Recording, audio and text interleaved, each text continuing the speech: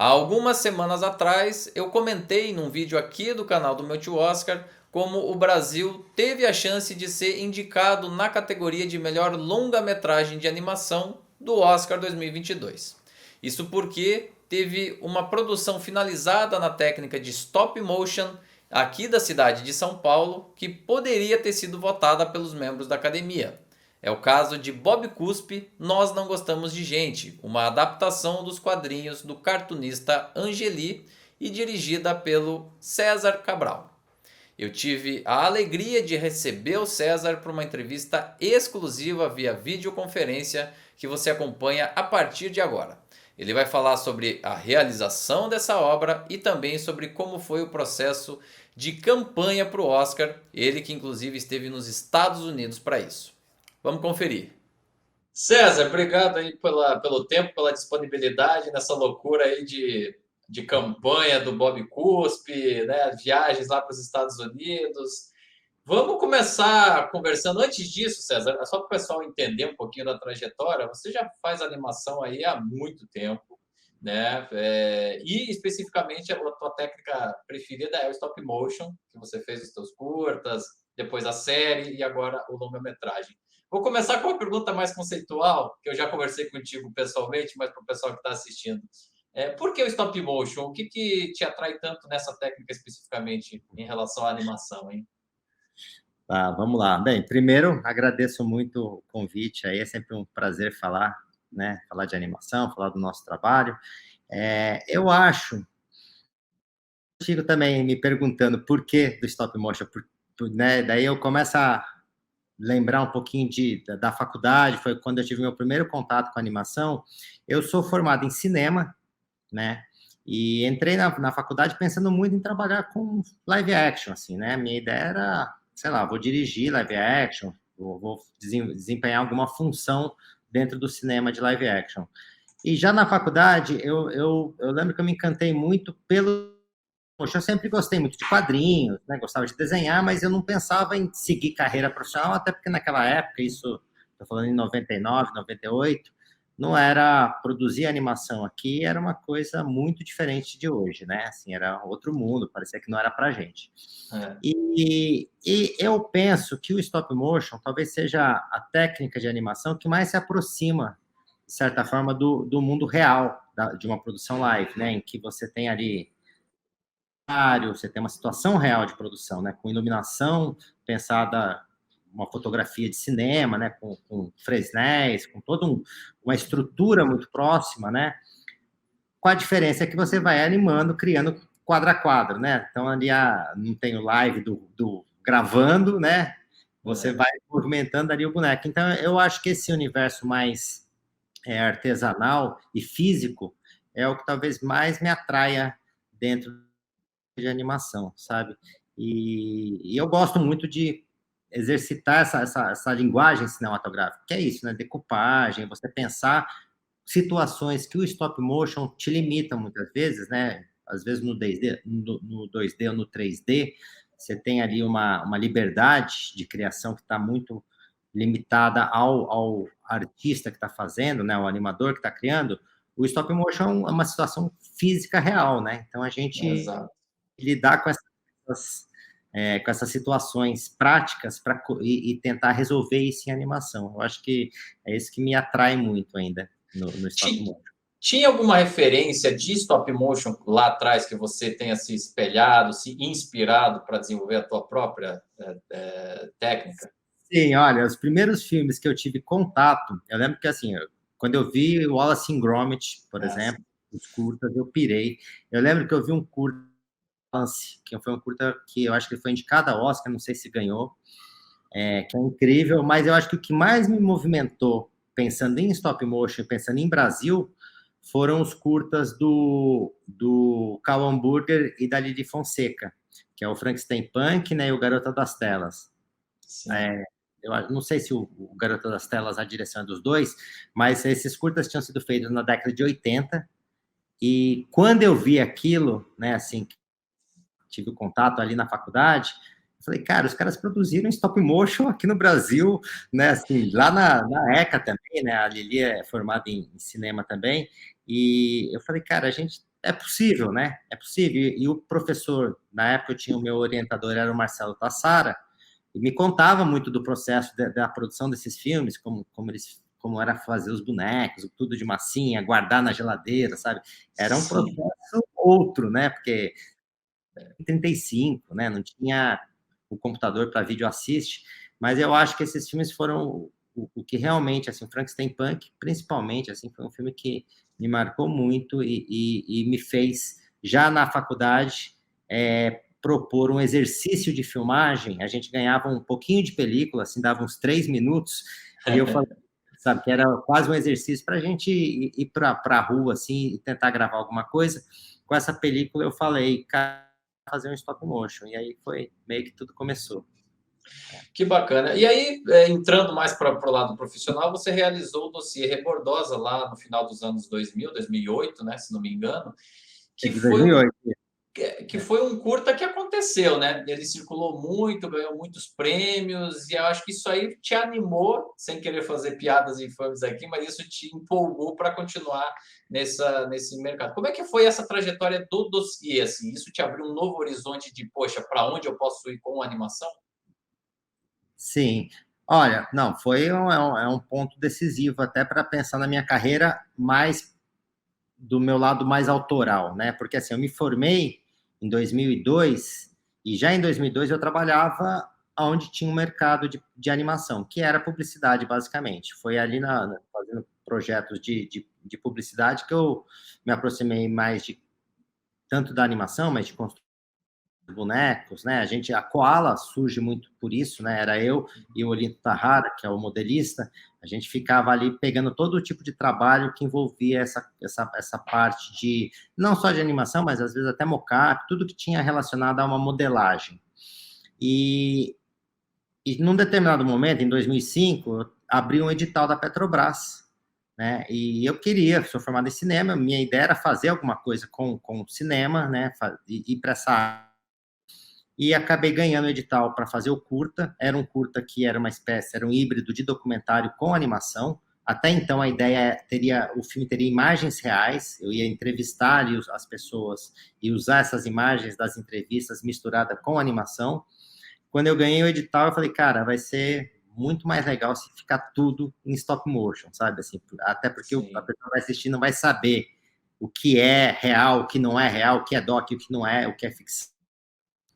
E foi fundamental, porque o curta abriu um espaço, eu acho que junto ao curta, né, se lembrou bem, é 2008, junto ao curta estava surgindo o fundo setorial, que foi também um divisor de águas aqui para o Brasil, para possibilitar que pequenas empresas conseguissem alavancar os próprios projetos, né? Pensar em fazer uma série, uma coisa era pensar em fazer um curta, mas pensar em fazer uma série ou pensar em fazer um longa, sabe assim?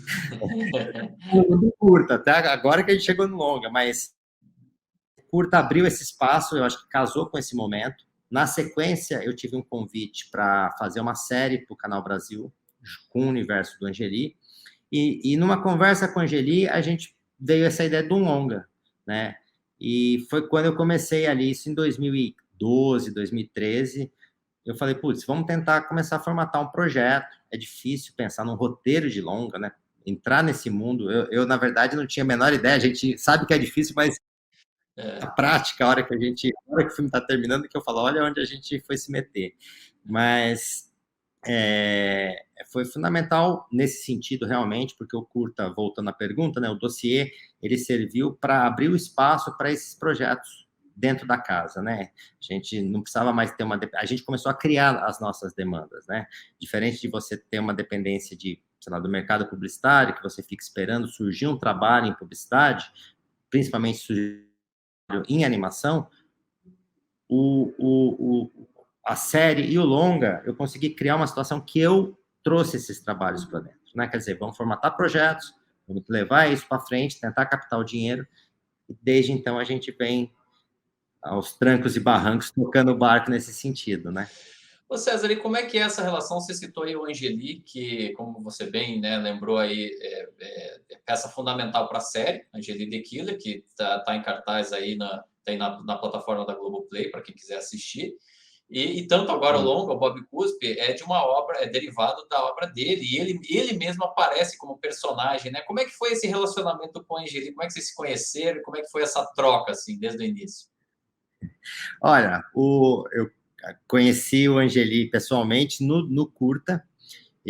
Quando eu estava escrevendo o projeto, eu mandei uma mensagem para ele, para Carol, né, que é a esposa, que cuida mais da parte de produção do trabalho dele. Falei que estava querendo fazer um curta. Eles falaram, mas Rebordosa, o Angeli não aguenta mais falar de Rebordosa, sabe? Se teve uma certa. Mas Uhum. assim, acabou topando.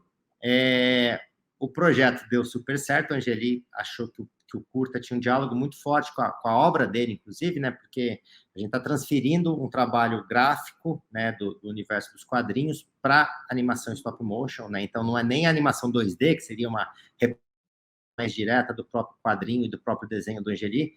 E, e quando ele viu o curto, ele gostou muito, assim, sabe? E eu acho que isso gerou essa aproximação, que é uma troca ali, de uma confiança do que a gente está fazendo com a obra dele. Quando teve o convite do Canal Brasil, ele achou super legal, assim, para a gente aprofundar um pouco mais dentro da obra dele. Então, eu fui aos pouquinhos me aproximando dele, gravando entrevistas com ele, né? O longa mesmo a gente ficou gravando durante 2 anos, mais ou menos, sabe? Eu ia vez ou outra, né? Não era sempre, mas, sei lá, cada semestre eu pegava algumas diárias e gravava. A gente juntou cerca de 30 horas de entrevista e muitas vezes eu fui até sozinho, sabe? Assim, então a intenção era fazer uma aproximação dele não só com uma pauta definida de perguntas e respostas, mas aproximar do Angeli autor também, né? Não só falar da obra dele. E a coisa não é muito planejada, né? Mas ela vai se transformando. Assim, eu acho que o fato de ser esse misto documentário, né, de ter um personagem real falando do universo fictício que ele cria, possibilitou novas descobertas, inclusive durante o processo, né? O filme ele se transforma a partir do que eu capto com ele, né? Que eu faço o que sai das entrevistas com a Angeli, né? Então, a gente continua aí seguindo com o trabalho, obviamente, né? Grande fã do Angeli, cresci lendo Chiclete com Banana. Eu acho que tem uma geração inteira aí que conhece muito bem a obra do Angeli. Bacana. César, eu lembro a gente estava lá em Annecy, quando o Menino e o Mundo ganhou o prêmio de Cristal, né? A gente estava lá naquela cerimônia É mesmo. e presenciou aquele momento. Até voltamos depois no mesmo voo, lembra? Foi uma coisa bem bacana. Mas você voltou lá para Annecy anos depois e também venceu um prêmio lá fora de. Eu até não sei direito, é um prêmio fora de competição de Annecy, não foi? Com o Bob Na Cuspe? verdade, a Annecy ele tem duas categorias, né? Uhum. Tem a mostra principal, que entram os filmes. Eu não sei muito o critério deles. Eu sei que a mostra Contre-Champ, que também é igual, é a mesma quantidade de filmes, a mostra Contre-Champ ela aborda filmes, pelo que o diretor do festival falou, eu lendo sobre o que significa a mostra Contre-Champ, é um olhar para os novos projetos, para novas propostas de animação. Geralmente são filmes adultos, né? Sim. Ou filmes experimentais, ou filmes que têm uma proposta que está fora de um padrão de um cinema mais clássico, né? Não sei se a palavra é essa, mas são filmes que estão ali tentando apontar novos caminhos, sabe? Assim, de certa maneira, sabe, um certo olhar dentro do Festival de Cannes, ele está Exato. nesse sentido. Mas ela é competitiva também, né? Ela é igual, tem o Cristal também, né? Uhum. Então, só que é dentro de uma categoria chamada Contra-Champ. Então, e você ganhou esse prêmio lá pelo Bob Cuspe. Você diria que esse foi o momento que você teve certeza que, poxa, esse longa realmente vai se tornar grande? Porque a Nessie, para quem não sabe, para quem não é da área da animação, é o maior evento de animação do planeta, ponto, né? Todos os animadores vão para lá, inclusive os americanos, inclusive essas grandes Pixar e Disney fazem lançamentos lá, essa coisa toda. Como é que foi estar lá e dessa vez não ver um colega seu vencendo, mas você indo lá agradecer um prêmio? Como é que foi? Não, eu vou te contar mais, Felipe. Eu não Ah, estava lá, foi na pandemia. Eu estava foi no na Brasil, pandemia? Putz, grana. foi ano passado. Não, assim, de certa forma, uma grande alegria Claro. ser selecionado, né? Porque já, assim, contextualizando toda a história. Você faz o filme, obviamente, você acredita no filme, mas você não sabe o que vai ser, né? O filme nasce, vai ser, o julgamento está no público que assiste, num júri, né, um festival que aceita ou não, você faz e entrega, de certa forma. E quando a gente escreveu, tinha dúvidas. Eu falei, será que o filme entra? O filme meio, né, stop motion, um universo que lida ali com o universo de um autor brasileiro, tem uma coisa particular, apesar de eu achar que ele é um filme que não se limita às nossas questões do Brasil, ou ao Angeli sendo um brasileiro, ele é um filme que fala, de certa maneira, e abrange, eu acho que as pessoas, o filme está mostrando isso, né? É mais fácil eu fazer essas deduções agora, né? Mas assim, foi selecionado. A pandemia não permitiu, porque a gente estava no lockdown, mesmo para ir, eu sei que para Cannes, que foi um pouquinho depois, algumas pessoas foram, mas você tinha que ficar de quarentena 15 dias dentro de um hotel para depois chegar lá. Né? O festival foi híbrido, ele foi online, para os longas, as sessões foram presenciais.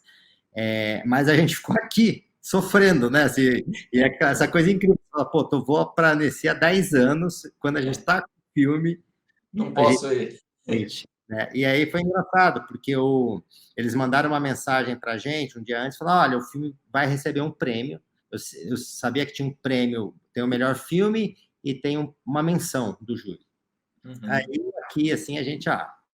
Então, né, assim, eles já pedindo para gravar, eles não avisam o que vai ser. A gente fez um vídeo só de agradecimento, e aí o filme recebe esse prêmio, né, o prêmio principal dessa categoria, e eu acho que realmente, assim, o festival é isso que você falou, né, é o grande festival. Eu acho que o filme, quando teve lá, não só pelo prêmio, mas eu recebi alguns e-mails, né, de pessoas que estavam na sessão, pessoas que eu não conheço, assim, eu recebi um e-mail de uma estudante, Gobelan, que viu o filme, escreveu com detalhamento assim sobre o filme, cara, que eu nessa hora eu falei, cara, o filme funciona para quê? Porque ela não sabia nada, a menina é do Vietnã, sabe assim, ela desconhece completamente o Brasil. Ela é de animação, obviamente, mas assim, ela me dava detalhes e aí eu fiquei perguntando, né, mas você entendeu isso? Desesperado por e-mail, assim. Mas aí eu falei, puta, as pessoas, e várias pessoas escreveram, sabe? Achando o filme... né? E ele tem eu acho que ele tem uma questão universal, que a gente está lidando com um autor, que é um autor, mas poderia ser uma pessoa, é uma questão que está em todo mundo, de alguma forma, lidando com o seu passado, lidando com as coisas que você faz, com um personagem que é um punk, que também é universal, né? O Bob Cuspe, na verdade, é importado para o Brasil, né? O punk, né? Da Inglaterra, de todo o universo musical, inclusive. Então, inclusive, o punk, para mim, é muito uma postura jovem, né? A postura do jovem conformado com o que está sendo apresentado para ele, e ele quer romper com isso, né? Isso é uma característica de qualquer adolescente que está crescendo e entrando no mundo adulto. E então eu senti que o filme poderia funcionar muito bem, né? Assim, então ganhou o prêmio, falei, que legal. Foi para Ottawa, que é outro dos grandes festivais de Ottawa, ganhou prêmio em Ottawa, né? Foi a primeira vez que um filme da América Latina ganha esse prêmio, né? O grande prêmio do festival. E desde então o filme, aí uma coisa puxa a outra também, né, Felipe? Aí o filme roda, aí você vai tendo convites, né? Essa coisa até dessa campanha para o Oscar que acabou de acontecer foi muito consequência de tudo que aconteceu até então, assim, né? Isso começa a chamar a atenção das pessoas que trabalham na área, porque quem está envolvido sabe o que está acontecendo no mundo da animação, e a gente acabou tendo esses convites para fazer esse run, né, que é você primeiro é uma qualificação que você tem que fazer, que é o filme tem que cumprir, inclusive entrar em cartaz nos Estados Unidos, e aí depois entra numa campanha, né? Então, ou seja, quem puxou você e a equipe toda para a questão do Oscar especificamente foram outras pessoas que conhecem, que já estão circulando por lá, e aí falaram para você, César, poxa, dá para a gente chegar como elegível para o Oscar, vamos fazer isso e aquilo, né? Foi uma consequência dessa trajetória bem sucedida nos eventos anteriores. E como é que isso bateu para você? Poxa, Oscar, mas sei lá, um troço tão distante. A Annecy já parece impossível. O Oscar, então, parece uma coisa de outro planeta. Como é que bateu para você? Pô, beleza, vamos embarcar nessa. Ainda mais com um tipo de filme que eu sei que a gente tem, né? Que é uma animação adulta, independente, da América Latina, né? Assim, que a gente faz uma coisa que não que é pensada, que tem muito humor nosso também, né? Lógico. Na real, foi isso. Eu não tinha o menor. Se me perguntasse em novembro, sabe? Assim, eu ia falar, cara, você pirou completamente. Então, né? Mas os convites começaram a acontecer. A gente conversou com duas americanas que são PR lá, que trabalham com essas campanhas, tinham visto o filme. Elas falaram, gente, o filme de correr, fazer uma campanha. Claro que isso tem um custo alto, inclusive, né? Mas elas achavam que tinha um potencial. E aí a gente começou a colocar na mesa, na verdade, o que isso poderia trazer de benefício para a gente. É óbvio que a gente sabe o que é chegar no Oscar, né? E o que é estar entre os 5 ali. É fato. A gente sabe quem ganha sempre, né? Que isso, a gente sabe o nosso tamanho em relação a tudo isso, né? E eu acabei de ver, né? Acabei de voltar de lá e é isso, né? A gente levantou um dinheiro, o que aconteceu foi, vamos fazer isso? A gente inscreveu o filme no Oscar. Uns dias depois a gente recebe um e-mail falando, olha, o filme entrou no streaming do Oscar, porque eles têm agora uma plataforma, por conta do Covid, os votantes têm acesso a um streaming que eles assistem os filmes online. Antes tinha que mandar um DVD, sabe, ou de mandar película, quando era película, você mandava lá para os caras. E isso deu aquela coçadinha, na hora que você recebe um e-mail, você já fala, puta merda, né, assim. E aí começou a ter um movimento aqui junto com a Carol, que, né, a esposa do Angeli, com o próprio Angeli, surgiu uma empresa que é a Fresh People, uma empresa daqui que falou, a gente vai patrocinar uma parte, eles ajudaram a gente a colocar o filme em cartaz, que você tem que pagar uma sala de cinema, entrar com o filme em exibição, em horários regulares mesmo, com ingresso vendido, né? Não pode ser só pôr o filme no cinema, você tem que entrar comercialmente com o filme. E isso custa, né? Você tem que pagar, até porque está todo mundo fazendo isso ao mesmo tempo, e o preço é lá em cima, né? Sim. Sem contar com o nosso câmbio aqui, fica mais caro pelo menos. Né? E a coisa foi dando certo, aí a gente montou uma campanha do Catarse, o Canal Brasil, que é sócio do filme, pôs um pouquinho de dinheiro, o Projeto Paradiso também nos apoiou, a SP também deu um apoio para a gente montar essa campanha. E o que eu sempre olhei, né, a nossa visão aqui em relação a tudo isso, é que o filme chegaria num ponto, a gente não sabe o que vai ser, o resultado sai em fevereiro agora, daqui uma semana, inclusive, mas a gente sabia que isso ia ser muito importante para o filme, até para a animação de maneira geral, né, que as pessoas iam ter contato com o filme, que abriria espaço, que mostra que a gente está produzindo, mostra que tem animação sendo feita em outros lugares, né, então, foi um investimento pensando muito nisso, né? E a gente fez todo o trabalho, né, com a maior dedicação possível. Fizemos sessões para votantes lá, sabe? Assim, tivemos feedbacks incríveis, assim, de pessoas da área falando e vendo o filme, né? Então, não era uma coisa planejada, pensada, mas realmente o filme alcançou um espaço dentro do universo da animação que é muito importante para o meu trabalho, como eu disse, né? Assim, seja para o Bob Cuspe, seja para os próximos projetos também, né? E eu acho que a gente mantém viva essa chama da animação, da cultura que a gente atualmente anda tão necessitado, né? Assim, né? Não tem apoio do governo, do país em relação a isso. Então, eu acho que mais do que nunca a gente tinha que peitar e mandar colocar isso no lugar mais importante, de maior visibilidade possível, né? Não, e parabéns, porque esse é um movimento difícil, caro, trabalhoso, desgastante, e olha só, a animação mais uma vez conseguindo aí fazer essa trajetória. César, para te dar uma estatística aqui, desde que a categoria foi criada em 2001, longa de animação, né? Antes eles davam prêmios especiais, só um stop motion ganhou, que foi justamente o Wallace e Gromit, a Batalha dos Vegetais, né? Todos os outros foram animações ou 2D ou 3D, a grande maioria da Disney e da Pixar. E eu acho que você deve ter visto muito isso lá nos Estados Unidos, né? A gente tem Encanto, Luca, Raya e o Último Dragão. Esses filmes todos devem estar circulando de uma forma absurda lá, né? Essas animações. Muito. Como é que é? Meet and Machine? A Família Mitchell e a Rebelião das Máquinas, eu acho que é o título aqui. Né? Da Netflix, cara, você Esse. tropeça em outdoor lá o tempo todo, sabe? Assim, o que a gente fez olhando, né? A gente fez uma campanha dentro dos nossos recursos. Realmente você vê que eles estão fazendo isso potencializado a 100, a 200 vezes o que a gente fez, sabe? A gente conseguiu trazer uns voters, fazer sessões fechadas para que eles assistissem o filme, né? Porque é isso, né? Você tem que estar lá, fazer um Q&A, né? Que é fazer um bate-papo depois, oferecer, muitas vezes tem um coquetel, sabe? Tem um evento para mover, como aqui no Brasil, né? Como em qualquer lugar, você tem que, para atrair, você tem que fazer toda uma situação, um evento, né? E o Belly também, que é outro, né? Que é um filme distribuído pela G-Kids, também você vê o empenho e os recursos que eles colocam, né? Não por acaso a gente sabe quem que sempre acaba levando, né? Assim, porque é muito poder, né? Assim, Oscar é business, né? Não tem jeito. É muito dinheiro envolvido.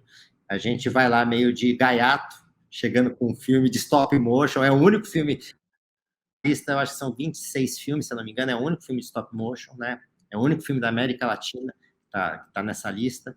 É, é incrível, é isso, né? E é o que você falou, o único.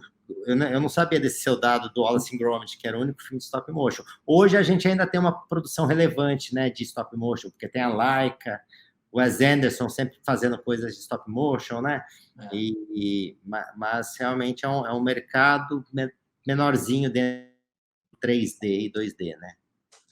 Exatamente. Ô César, e como é que foi exibir esse filme no vão livre do MASP, né? Porque o Bob Cuspe ele teve uma exibição na Mostra de São Paulo, que eu sempre acho as sessões lá do MASP incríveis, qualquer que seja o filme.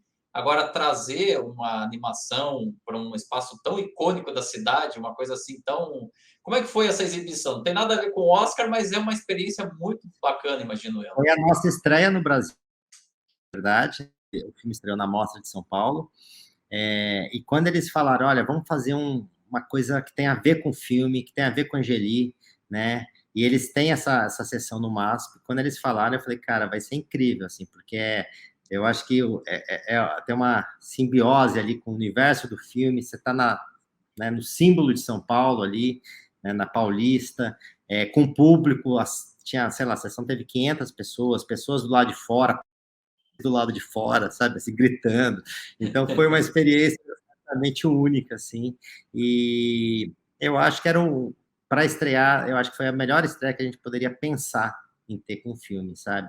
Foi bem bonito de ver mesmo, e a recepção do público foi ótima também, né? Até porque aqui, se o filme circula bem, aqui tem outros elementos, né? Porque muita gente conhece, e quando não conhece, está falando da nossa língua, então a gente tem uma intimidade, mesmo que você desconheça a obra do Angeli, mas eu vejo quando os jovens, sei lá, que não pegaram a época da Chiclete com Banana, mas tem uma identificação, né? O nosso humor, a nossa cultura está ali, de alguma maneira, inconsciente, mas está ali, né? Isso eu senti muito com o próprio Dossiê Rebordosa também, que era um filme que circulava muito bem com jovens, sabe? Que eu lembro do filme passar em Gramado com uma sessão que eles levaram, acho que, estudantes, assim, de 15, 14, 15 anos, que não sabia quem sabia da morte da Rebordosa, e a história fluía muito bem, sabe? Então, é isso, as coisas a gente tem que longa é um pouco diferente de curta, né? No planejamento, até onde você vai lançar, porque você lança num festival, daí o outro já não quer, né? Porque ele sempre está olhando muito para exclusividade, né? Para estrear o filme no festival. E então foi muito bom. E em termos de equipe, cara, são quantos? Você falou que foram mais de 2 anos para poder realizar esse filme. Quantas pessoas, só para a galera ter uma noção, quantas pessoas estiveram envolvidas esse tempo todo produzindo nesses 2 anos? Não, 2 anos eu falei de gravação com a Angeli. Na verdade, o filme ele levou ao todo cerca de 5 anos. A gente teve um ano de pré, que é preparar, planejar, trabalhar no roteiro, ficar nessas entrevistas com a Angeli. De produção mesmo, em estúdio, a gente ficou durante 3 anos. Sim. Esses 3 anos aqui na produtora, teve mais ou menos, teve época com umas 50 pessoas fixas, né? Entre animadores, assistentes, pessoal de arte, pessoal de cenografia, né? Porque você tem a gente acaba produzindo tudo internamente, ou boa parte, né? Então, tem desde fazer a maquete, né? A gente tem a parte de marcenaria, então acaba tendo várias equipes desempenhando papéis diferentes durante o todo. Enquanto um está fazendo um cenário, está rolando a animação do outro set, aí entre esse cenário novo, né? Vai tendo, é toda uma coisa escalonada, planejada. Então, teve durante 3 anos cerca de 50 pessoas, depois teve a pós, que foi feito fora pela Quanta Post, que lá também eles têm cerca de 50 pessoas ou mais envolvidas, mas o filme teve aproximadamente 200 pessoas diretas e indiretamente envolvidas, assim, sabe? Som, né? A parte de pré também, ou de rotoscopia na pós, né? Que é apagar o stop motion, para quem não sabe, a gente usa rigs, que são hastes de metal, né? Que sustentam o boneco, então tem que fazer limpeza dessas imagens quando está animado ali, então tem todo um processo pesado de pós também. Bacana. César, e os próximos projetos? Vai ter outro longa, não vai? Como é que vai ser a partir de agora, depois que passar o ciclo aí do Bob Cuspe? Sim, não, a gente já está aqui, né? A animação tem essa vantagem, a coisa é mais esticada, né? Assim, tudo demora. Assim. A gente estava na produção do Bob, mas a gente já desenvolveu um projeto que chama Um Pinguim Tupiniquim, que é um longa de stop motion, talvez ainda não está muito definido, mas talvez seja stop motion com um pouco de live. Tá, estamos agora revisando o orçamento e toda uma produção. Ele já aproximadamente 60%. A gente deve dar o start de produção esse ano ainda. Ele está em pré. É um longa pensado, é a adaptação de um livro da escritora Índigo. É um filme, de certa maneira, um filme família, né? Assim, ele não é infantil, mas ele é um filme livre. Então, ele é pensado com um público maior, né? Esse é um projeto, esse é o que está na linha de frente para a gente começar. Está fazendo uma série 2D, que chama Gildo. Essa é uma série infantil, está sendo feito para as TVs públicas. E agora a gente também começa uma nova série em maio com o Bill Plympton, sabe, o animador americano. Ele veio para o Brasil um tempo atrás e a gente fechou um acordo e vai de certa maneira, vai trabalhar com os personagens dele. Ele vai ser vai fazer os storyboards. Ele vem para o Brasil com esse ponto tudo. São pequenas histórias, é uma série de 3 minutos com 20 episódios. E então esse é um projeto que acontece, se tudo correr bem, começa esse ano ainda. Um monte de coisa. Boa. Que coisa boa, pô. E com nomes, pô, o Ben Plimpton é um dos maiores, um dos mais reconhecidos hoje de animadores do mundo, né? Enfim, todos os eventos de animação ele está lá, então é sempre muito importante, né? César, e para a gente encerrar, para quem está assistindo aqui, de repente, porque o Brasil tem essa coisa com o Oscar, nunca a gente ganha um Oscar, nunca a gente... Mas se a pessoa está ali querendo fazer animação, de repente, fala, poxa, via filme internacional não está dando, mas, poxa, teve Menino e o Mundo, teve Bob Cuspe que se tornou elegível, tem alguns curtas que ao longo dos anos também consegue chegar nas pré-listas. O que você diria aí para o pessoal que está aí começando, está querendo escolher uma trajetória e quer fazer animação? Vale a pena? É doloroso, mas é recompensador depois? Não, a animação eu acho assim, a gente está no momento, né, que a animação cresceu muito nos últimos 10, 15 anos.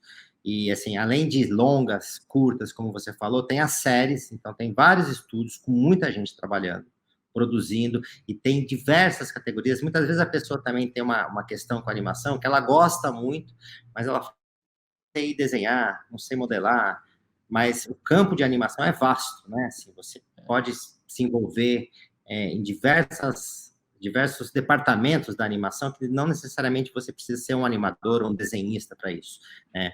Eu sempre acho que é legal fazer cursos, mas é legal também começar a estudar animação e tentar coisas próprias, né? Fazer uma animação, às vezes, em casa com o celular, tá cheio de aplicativo, né? Tem tanto quanto para stop motion. Então, eu acho que eu sempre gosto de pensar que é legal começar pequeno. Não adianta pensar numa história e achar que vai fazer um longa sem nunca ter passado por um curta antes, sabe? Assim, é muito difícil. É importante a gente ter uma dimensão, porque parece é um mundo maravilhoso, né? As pessoas olham a animação, é muito legal, adoro, todo mundo gosta, ou cresceu vendo desenhos, acha a animação o máximo, mas é bom sentir na pele até para começar a entender a mecânica da produção. É um processo muito lento, seja stop motion, seja 2D.